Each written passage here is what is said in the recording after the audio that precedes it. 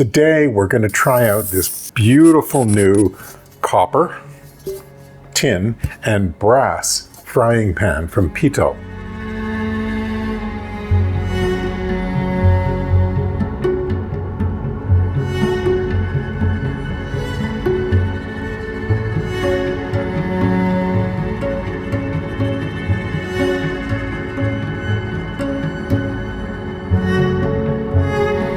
Now, I've been instructed that the correct pronunciation of the company name is P-Tal, rhymes with beetle for those who aren't Hindi speaking, and it means brass in both Hindi and Urdu.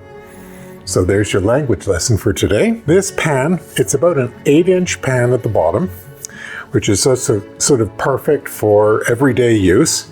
It's got a beautiful handmade copper finish with a tin lining to make it food safe and good to cook with. And we're gonna test it out with a couple of the sort of classic frying pan tests. We're gonna do a fried egg, and then we're gonna attempt to do a French omelette, that's a challenge for me because I'm not a French chef by any means. So turning out a perfect omelette is a challenge for me as well as the pan. So let's see how it goes.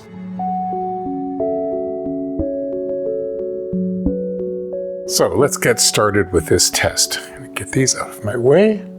Beautiful farm fresh eggs. And we'll start with a little butter in the pan. And a medium heat. Now, because these pans transfer heat so effectively, they're really intended for sort of medium heat cooking. You don't really need a full hot flame or a hot element to get them going. They transfer heat very, very quickly. As you can see, pan's warming up and the butter's melting quite nicely. I was generous with the butter, but we shall see what happens. Okay, once the butter is bubbling away nicely, telling us that it's ready to cook. And by the way, there is an insulating pad underneath the brass handle, which is supposed to prevent the brass handle from heating up too much as you're cooking. So our butter is bubbling away. So let's crack an egg.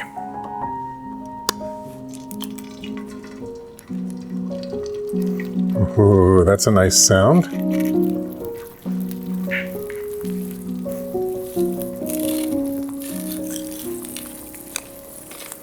Your very basic fried egg. Look at that, it just wants to float around. Oh, that's slippery. We'll let that cook up. This pan, the bottom of the pan is nice and flat, so the butter stays evenly coated. I'm gonna let the bottom crisp up a little bit. And I'm keeping the flame to sort of a medium flame. I don't want to brown the butter too much. I just want to let the edges of the egg crisp up while the top of the egg cooks. And what I like about the shape of this pan, and you can see it here, is the egg just naturally goes up around the curve of the sides. It's not a sharp turn to get up the sides, and the sides are gently curved. So it's going to be nice and easy to get this egg out of the pan, which I'm going to do right now. Slide that up, and out she comes. Beautiful fried egg. Nice and crispy edges, just crisp enough that it's tricky to cut. Got a nice runny yolk, crispy edges. That's a perfect egg. That's a delicious egg. And as you saw, no problem sliding out of the pan. And now for more of a challenge.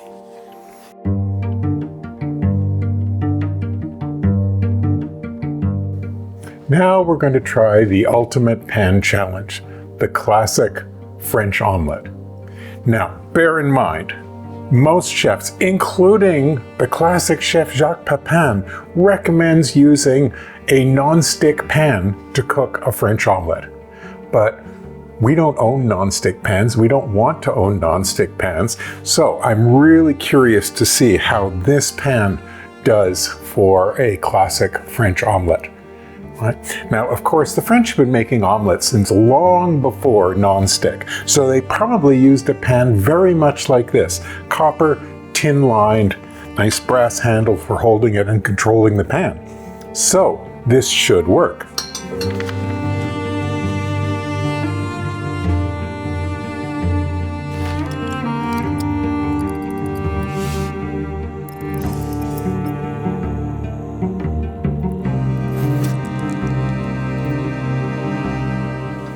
But being a French recipe, of course, it does involve a certain amount of butter. But first, let's get the eggs ready.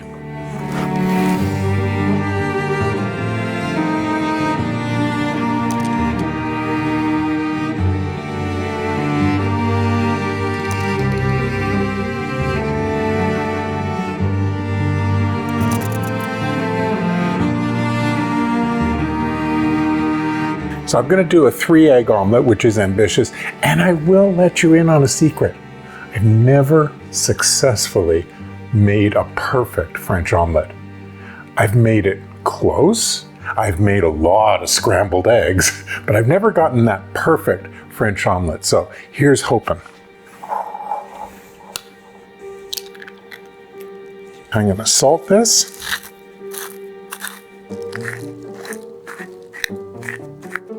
And then, using a fork, I'm going to completely mix these eggs so that there's no streaks or anything. I'm going to really blend them. That should about do it. Aerate them a little bit. Oh, it could use a little bit more whisking. I can still see streaks of yolk in there, and that will make an omelet that has white streaks in it, and I don't want that. There we go. I'm going to add some butter to the pan and fire up the heat and turn it to sort of a low medium. Because the trick with this omelet is to give it a little bit of time to cook evenly and hopefully to leave a bit of a custardy interior. Like I say, I've never been 100% successful at this, so I am just really curious to see how much this pan helps in the process. Butter is just bubbling a little bit, and that bubbling is the water content of the butter just sort of evaporating off, boiling off. What I'm really observing nicely about this pan is it's heating very, very evenly. I've got bubbling happening here and in the center and at the edges. So the heat distribution is really superb. Now I don't want to brown the butter, so I'm going to get on it. So we've put the beaten up eggs into the pan. And now I'm going to agitate the eggs and the pan. It's going pretty well.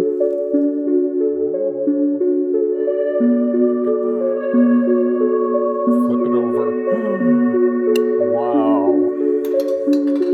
That is as close as I have ever come to making a perfect French omelet.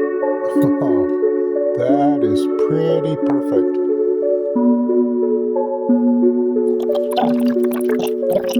It's a little bit more of a whisk. Eggs go in. And you want to give them a quick agitation, shaking the pan, sort of like a slow scramble, just to get the eggs started cooking. And at this point, it becomes a question of how much you like your eggs cooked, how long you let this run. I'm going to let it sit there for a little bit. The eggs are starting to solid up nicely. Oh, that's looking good. So it's sort of a scrambled egg texture in the middle and almost like a crepe at the edges. I'm just going to use this spatula, and you'll notice the eggs are coming away from the pan absolutely perfectly. And I can just roll them up. Ooh, this is the nervous part.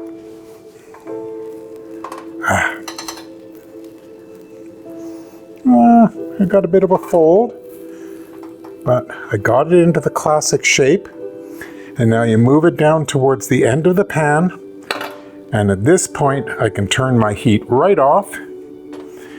And I can flip my hand and just try and ease this omelette out onto the plate.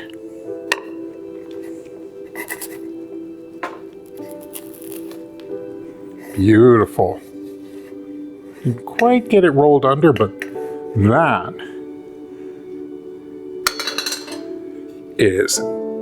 that is as close to a perfect omelette as I have ever made. That looks absolutely beautiful. And I can feel it's got a custardy interior, no browning on the outside, and that looks perfect. Let's check the inside. Slice through it. Ooh, look at that. Beautiful custard interior, nice firm exterior. That looks absolutely luscious.